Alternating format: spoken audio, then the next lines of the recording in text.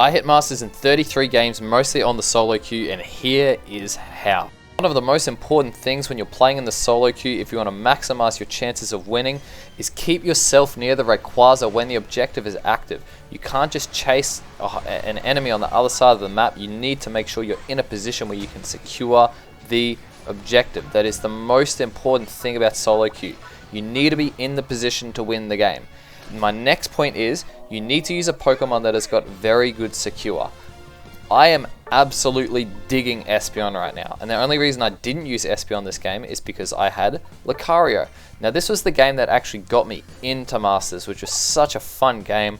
I really like this build, but you're going to have a little bit of an issue with Zacian. So you can see I've done this, a little bit of using with a friend and a duo queue, but a lot of Espeon and a lot of Lucario and a little bit of Talonflame. Now I'm going to highlight how much I absolutely love this new patch. You can see what your team is doing. You can see if your teammates are stacking, what their items are, if someone's got an EXP share. Absolutely the best thing that's happened, because I know when I'm laning with this Azumarill, he's going to want to go for stacks, so he's probably going to push for their farm. So using a character like Espeon, which has now got absolutely ridiculous early secure, is going to be a lot of value. Now back to address the title of this video, here's how I'm able to hit Masters in 33 games, mostly in the SoloQ.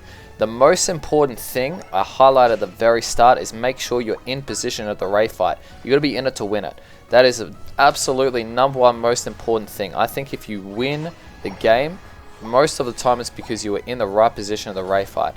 Now I also think there's absolutely a lot of value, and I really think it's not said loud enough, is you win your early game. You need to win your early game, because in order to put yourself in the correct positioning at the Rayquaza fight, you need to pick a Pokemon that can do well early. And so I like picking Espeon because the secure with Swift, it's like a mini Psyshock. It's not pathetic. This Swift on Espeon is really crazy. And when you get this Psyshock, it is a skill shot, and you're going to see sometimes you do miss some, like I've missed the Pikachu right there, which is tragic. And then this Dragapult gets enough health off the bees, and I still just fall short of KO. But what you're noticing is that I'm able to push them right back.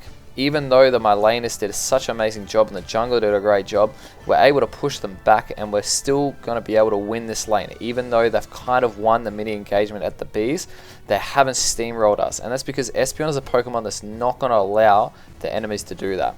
So absolutely, thing number one is learn how to position at that Rayquaza fight. Thing number two is use something that's got good secure, and just you need to be able to do that in SoloQ, right? This isn't a 5-stack.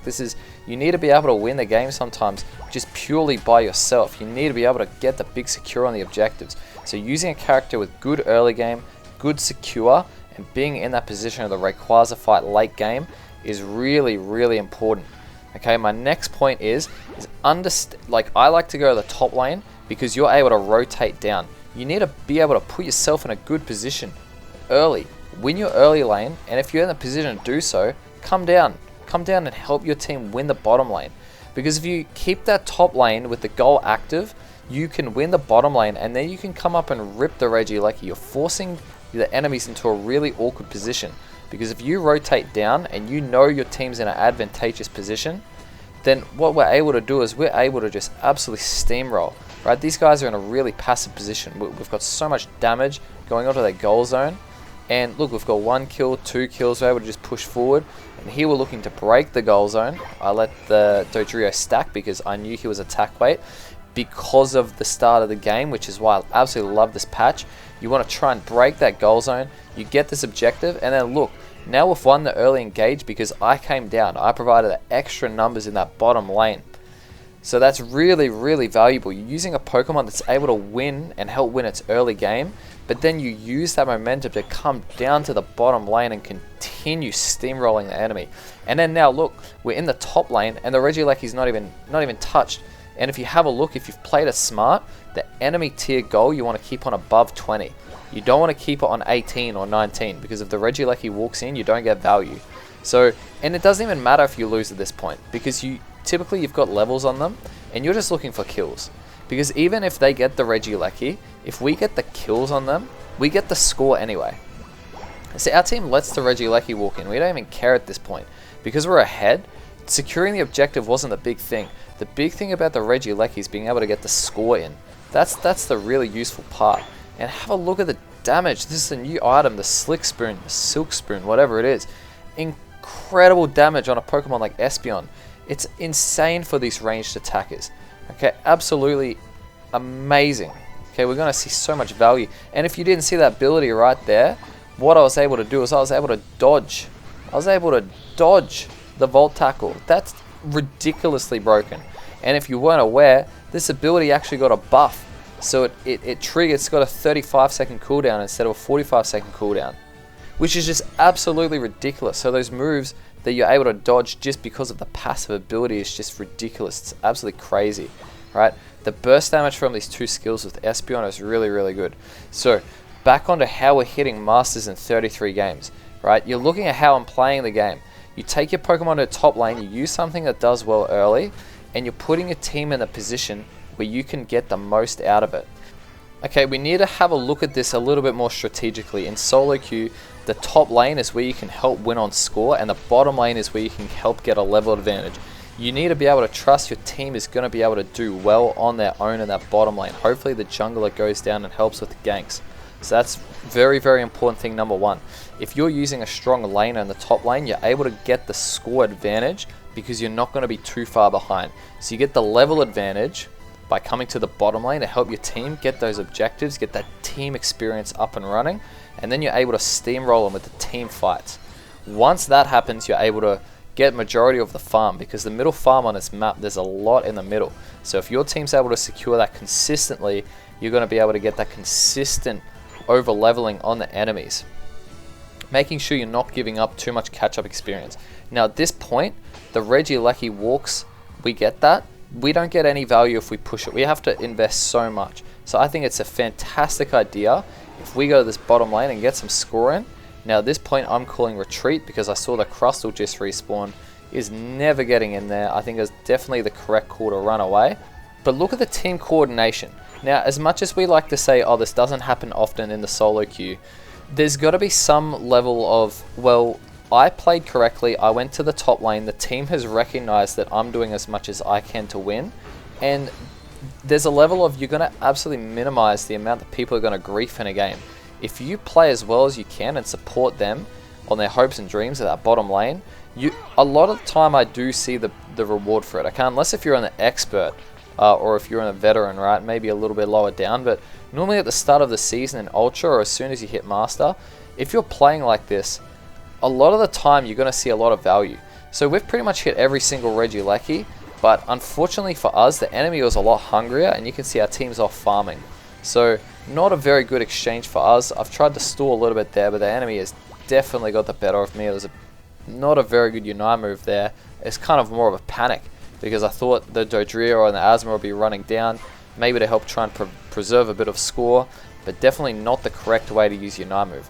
But the Dodrio's managed to come down and do a bit of work, which is excellent. And now we're getting to the most important part of a solo queue game, which is playing this end game right. Put yourself in the position. People, put yourself in the position to win the game. For goodness sake, be at the final objective. Right, you can see I tried to get a little bit of farm to quickly recharge the ult. I just gave up. I need to get there as soon as I can. Right? So everyone's in a decent position. I've let my team know, hey, I've blown it and I'm not doing very good. That's a poor example. However, sometimes it does happen. Okay, and you're just letting your team know, look, I'm here, but I don't quite have the Unite move, so maybe we might need to play a little bit more passive. Right? We're able to kite out against the Blastoise Unite, which is nice.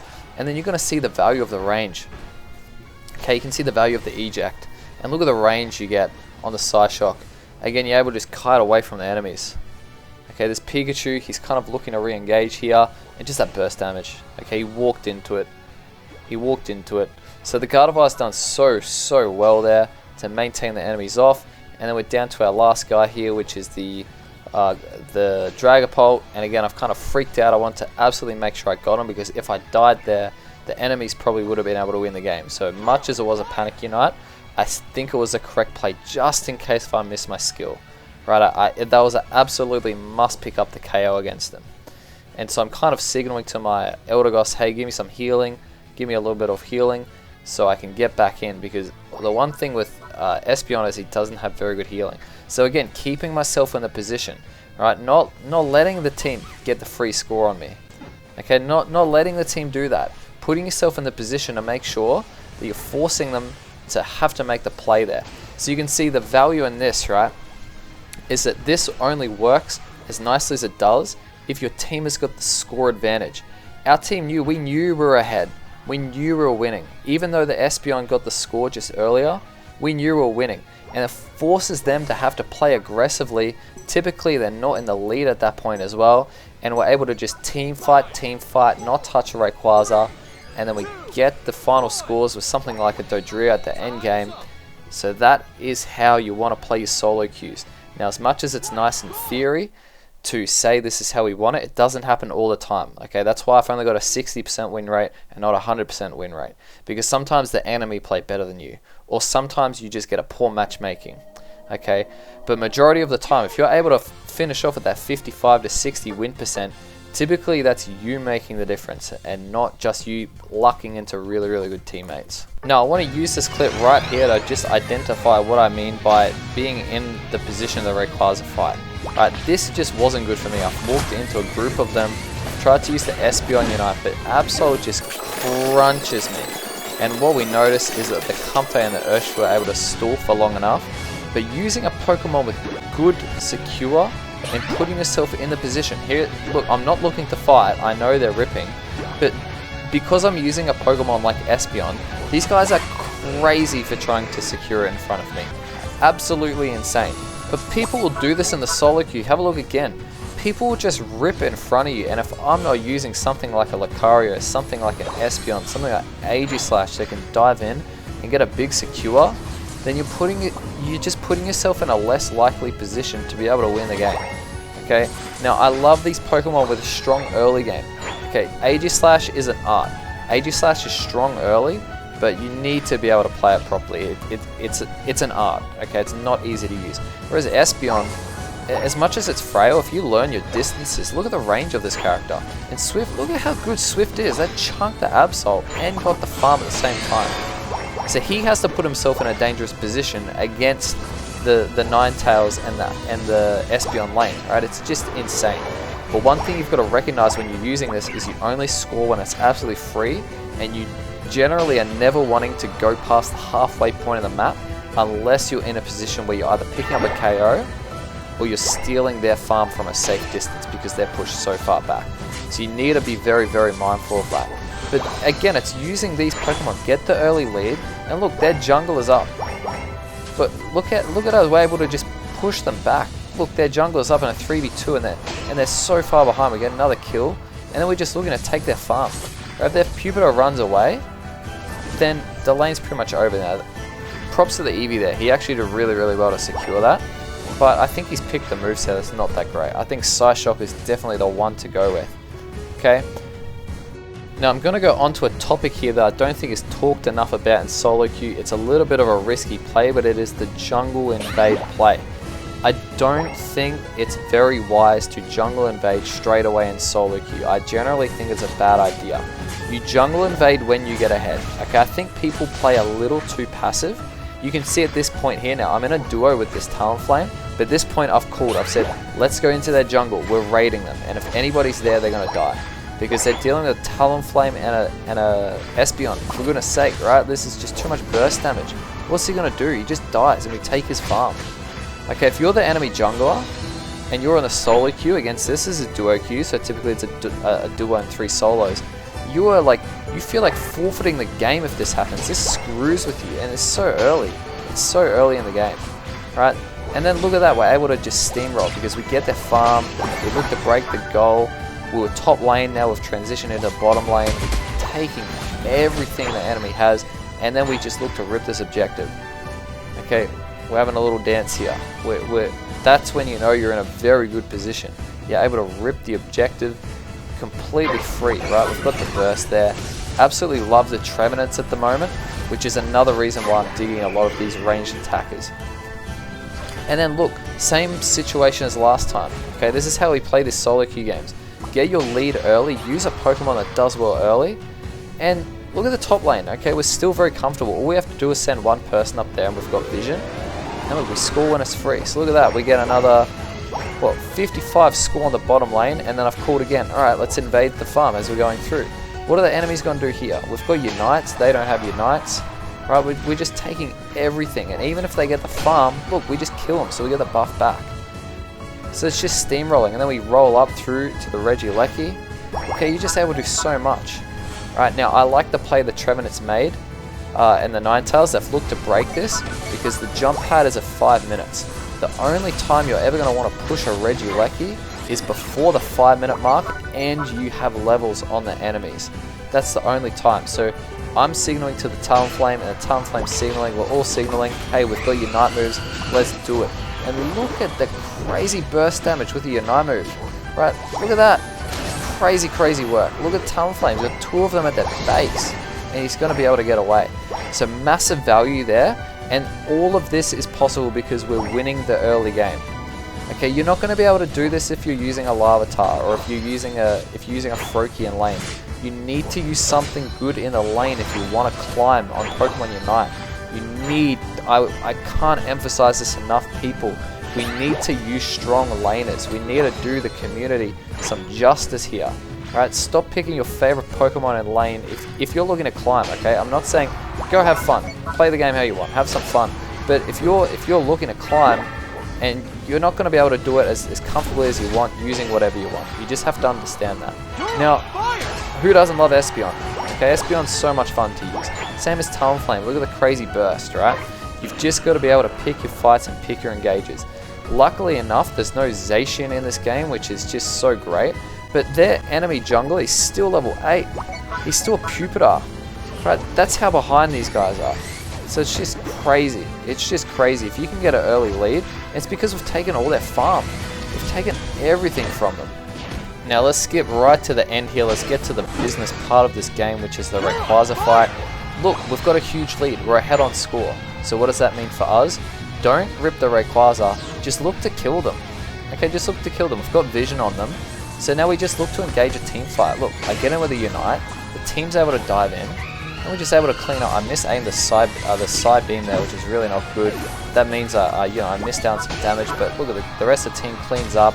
The Absol's off scoring, which means the Cinderace is probably pretty much dead here, and objective is secured. So even if they secure that objective though, 3 of them are dead, which means that only 2 people have the Rayquaza shield, and 4v2 you can just destroy those Rayquaza shields.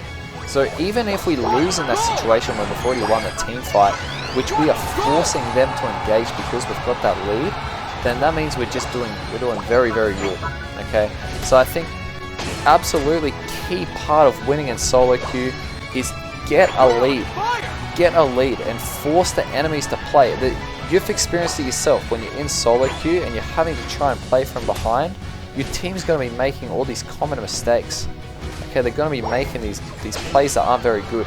It's because they're in a position where they kind of have to do it because they've picked these characters that bloom late, or they've picked these characters that aren't able to do so well in the lane early. And if you're versing someone who knows how to use a Lucario, or they know how to use an Espeon and a Ninetales, then you're really, really going to struggle. Okay, it's really, really going to struggle. If you've stuck around for this long, I appreciate it if you give me a little bit of a like, and also if you click on one of the videos up above that's on the screen, I really appreciate that so you can learn some more about the game.